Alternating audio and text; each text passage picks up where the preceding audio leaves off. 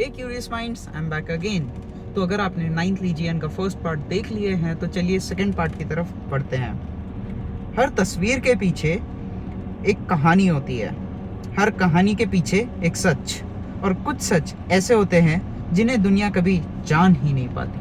Welcome to hidden diaries, जहां हम खोलते हैं इतिहास, रहस्यों और अनसुलझे हुए सच की वो डायरीज जो हमेशा छुपी रही। आज हम खोल रहे हैं द लॉस्ट लीजियन की डायरी का दूसरा पन्ना। पार्ट 1 में हमने देखा कैसे रोमन एम्पायर की एक पूरी लीजियन ऑफिशियली रिकॉर्ड से अचानक गायब हो जाती है।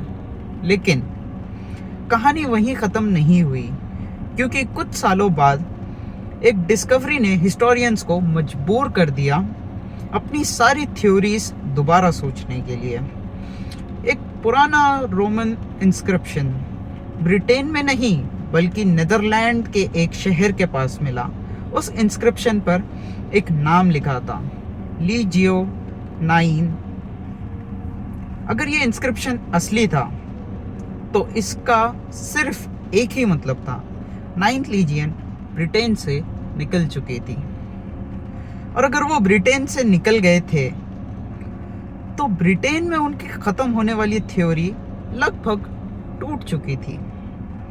अब सवाल बदल चुका था, वो मरे कैसे से ज्यादा बड़ा सवाल था, वो गए कहां। रोमन एम्पायर उस वक्त कई जगहों पर एक साथ जंग लड़ रहा था। जर्मनी, डैन्यूब बॉर्डर्स, और सबसे खतरनाक ईस्ट, जहां एक ऐसी ताकत उभर रही थी जो रोम को सीधी टक्कर दे सकती थी। कुछ हिस्टोरियंस का मानना है कि 9th लीजियन को सीक्रेटली ईस्ट भेजा गया। वहां उनका सामना हुआ पार्टियंस एम्पायर से।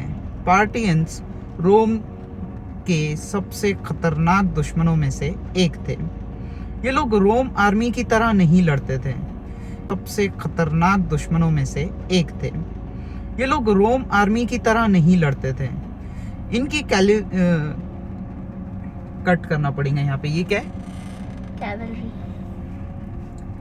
इनकी कैवलरी बिजली की तरह अटैक करती और गायब हो जाती। रोम सोल्जर्स, जिन्हें सीधी तरह जंग लड़ने की आदत थी, उनके लिए ये बिल्कुल नए दुश्मन थे। लेकिन इस थ्योरी में भी एक कमी थी। अगर इतनी बड़ी बैटल होती तो रोम हिस्टोरियंस उसका जिक्र जरूर करते। रोम अपनी हार छुपाता था लेकिन पूरी तरह मिटाता नहीं था। यहाँ पर वही खामोशी, एक अजीब और डरा देने वाली खामोशी। फिर एक थ्योरी सामने आई, और ये पहले दोनों थ्योरी से भी ज्यादा हैरान कर देने वाली थी। कुछ रिसर्चर्स कहते हैं कि 9th लीजियन किसी जंग में नहीं हारी, बल्कि उन्हें बांट दिया गया। सॉरी, 9th लीजियन किसी जंग में हारी नहीं, बल्कि उसने बगावत कर दी। सोचिए, रोम की एक इलाइट आर्मी अगर एम्परर के खिलाफ खड़ी हो जाए तो क्या होगा। अगर ऐसा कुछ होता तो रोम के पास सिर्फ एक ही रास्ता बचता, सबूत मिटा देना, नाम मिटा दो, रिकॉर्ड्स मिटा दो, और दुनिया को कभी पता ही ना चलने दो कि रोम की सबसे मजबूत लीजियन ने उसके रोम को चुनौती दी थी। इस थ्योरी का कोई पक्का सबूत नहीं है, लेकिन एक बात इसे मजबूत बनाती है, रोम एम्परर पहले भी कई लोगों के नाम हिस्ट्री से मिटा चुका था।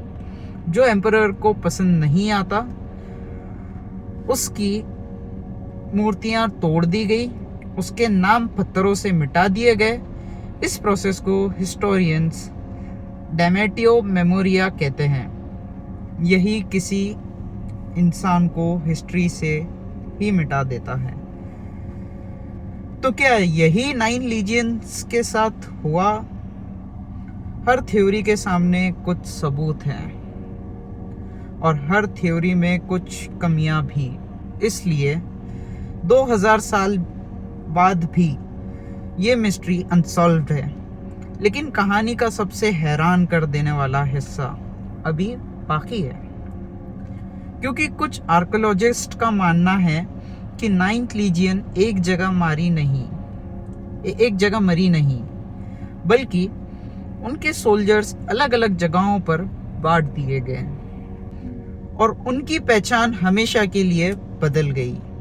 और अगर यही सच है तो रोमन एम्परर ने सिर्फ एक लीजियन नहीं छुपाई, बल्कि एक पूरी सच्चाई को दफन कर दिया।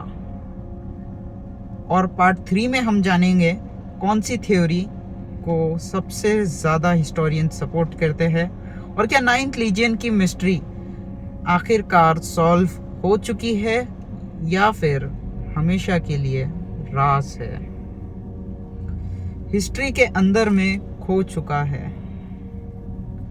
लेकिन 9th लीजियन के साथ असल में हुआ क्या था?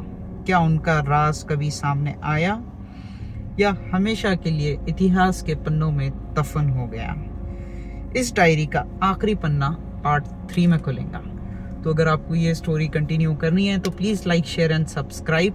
एंड ये कोई फेक स्टोरी नहीं है, ये रियल स्टोरी है, आप लोग गूगल भी कर सकते हैं। See you in the next part, good bye.